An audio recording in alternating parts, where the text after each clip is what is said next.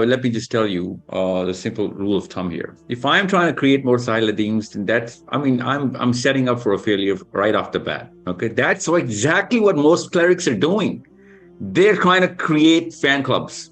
Okay, fan clubs means mimicry, means they're creating their own versions or copies. Okay, my job, and every Muslim who can think and he has a clear world view right now, his job or her job is to create Muhammad's. That's it.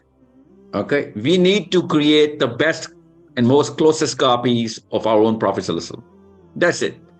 And then we're going to put tangibility of the Quran. Otherwise, if I try and create Sailadim or any other person tries to create his own copy, then that own copy is not only going to be worse than the original one. Secondly, it is going to be carrying that burden of the weakness that I too carry. The vacuums in my own personality will be, shown right there in that copy, and he's going to actually have a way worse appeal in the same audience, and he's not going to be able to create that sort of pedestal of teaching. Okay, so nobody wants to create, and nobody should create a fan club of his own Xerox copies. Our job as Muslims is to actually open the whole spectrum of Seerah and make sure every Muslim youth knows that preaching is a part of Islam. Okay, a tiny little part. Action is all of what Islam is. You need to be walking the talk, and there has to be a modus operandi, an operational manual for all Muslim youth that, okay, you know what, I'm at this age and this area of the world.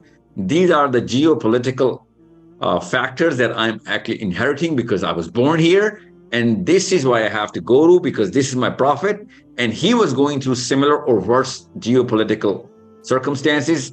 And he did X, Y, and Z. And that's what Seerah teaches us. And that's what the clerics should do on their pulpits.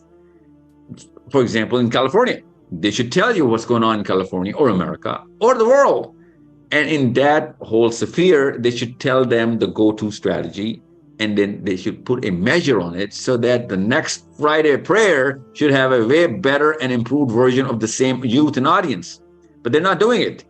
And since there is no measure, women like you, mothers like you, fathers like me, everybody starts getting annoyed and frustrated because there is no improvement. We're not measuring the improvement of Islam in our own kids. That's what I call tangibility.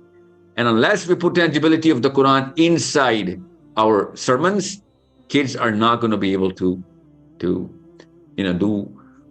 even 1% of what we actually aspire them to do. Okay.